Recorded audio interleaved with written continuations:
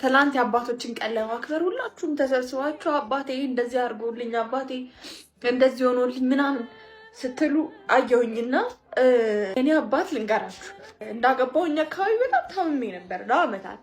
ይደውልልኛል፣ አይዞሽ ልጄ በርቺ ጸልይ ይለኛል። ከዛ ስደውልላት ስልኩ አይሰራም።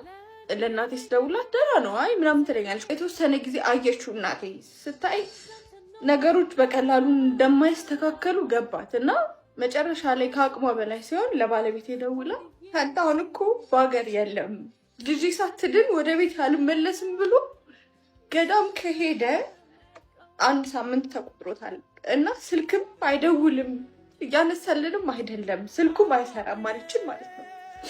በሰዓቱ እኔ ምን እንደማደርግ እራሱ አላውቅም ነበር። እውነት ለመናገር በጣም ከባድ ነበረ። ባላስችል ብሎ ደወለልኝና ልጄ አንቺ ካልዳንሽ